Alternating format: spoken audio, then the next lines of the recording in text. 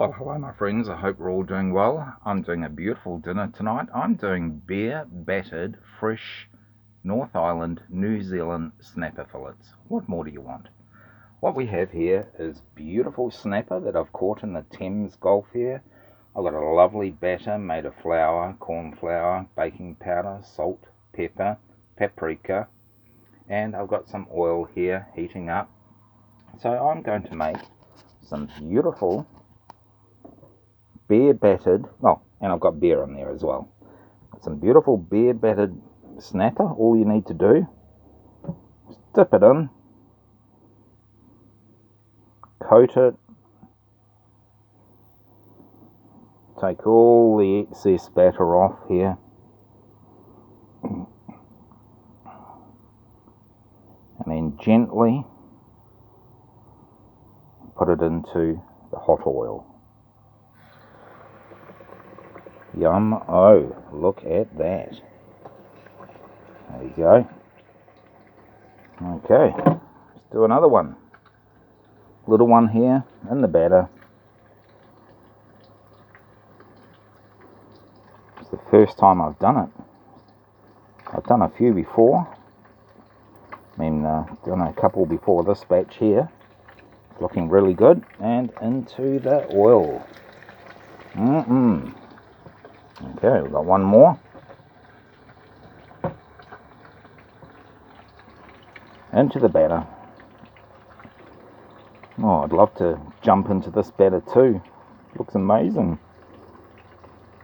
These fish must be living the dream. Coated in beautiful beer batter. Throw it in. Okay. There we go. We're going to cook it for around about 2 or 3 minutes. Then we're going to turn it over. Cook it for another 1 or 2 minutes, and then, my friends, we will be living the fresh snapper beer batter dream. What more do you want? YummO.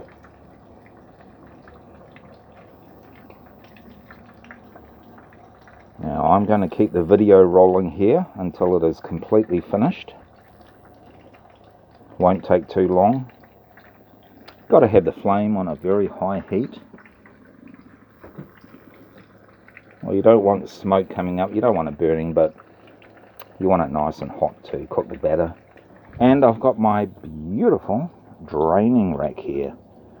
Put the snapper on here, because if you put it on a plate, my friends, if you put it on a plate, then it's going to condensate on the bottom, and it's going to be a little bit not quite so crispy on the bottom. So we always want to put it on a rack after we've finished our fish. Alright, here we go.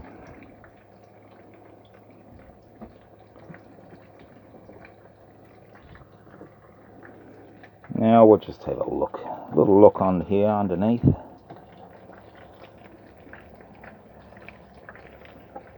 I can separate them. Yeah, it needs a little bit more.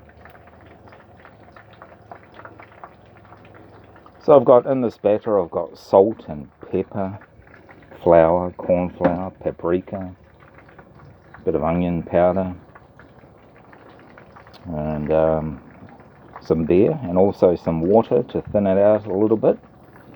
You don't want it too thin, and you don't want it too thick. I think I've got the perfect combination here.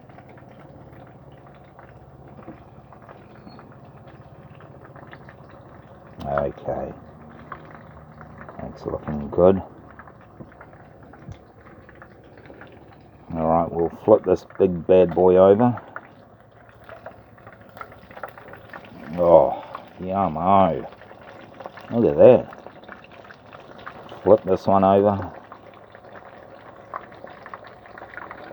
This one.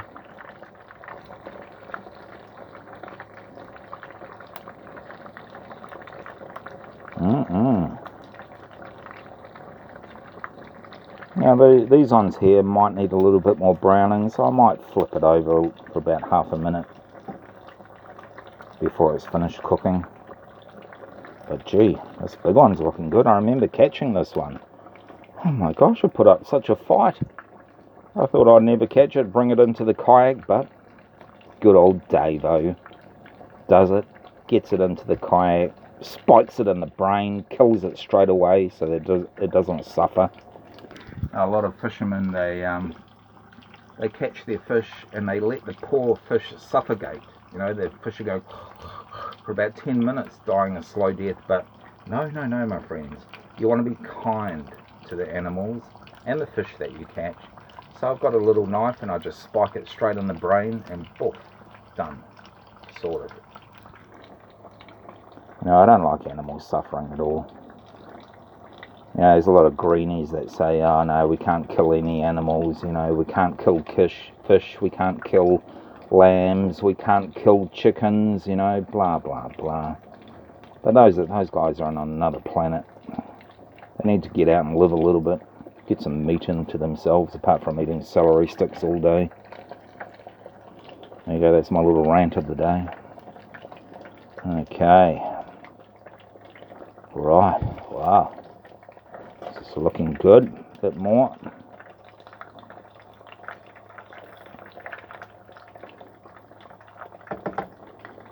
Now I've got a couple left here. I've also got about another 1.5 kilos in the fridge down there. And that's going to do me for tomorrow as well. Fish is really good. It's got amazing omega fat in it, you know, omega oil in it, and lots of vitamins and minerals. In fact, I could just live on fish alone. I could, my whole life. But, you know, we'll see how it goes. Alright. This is looking good. Oh, yeah. Oh, I think this one is pretty much well done. So what I'll do, my friends, turn this one over here. Turn that one over again. And we shall get our beautiful strainer here. Put it under here. Drain it off.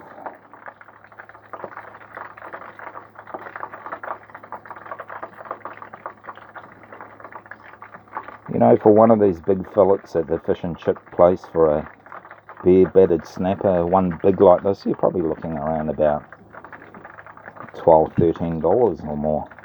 For the little ones, you're looking about $8, $9. But this one, ooh, YummO. Okay, let's put it on here, on the rack. Now I'm going to put a little bit of salt on, crack a bit of salt on the top of it when these are all done, which is right now. Turn it down.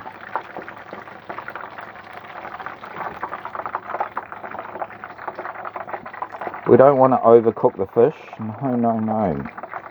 We want to get it so that it's still moist and juicy in the middle. Here we go. Try and drain as much oil as you can.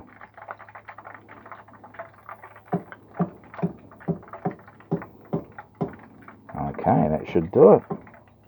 Now I'm going to leave it on low, and when I do these other fish, I'll turn it up on high and cook another batch. Right, so we'll put it on our rack, and there you go, my friends. What more do you want?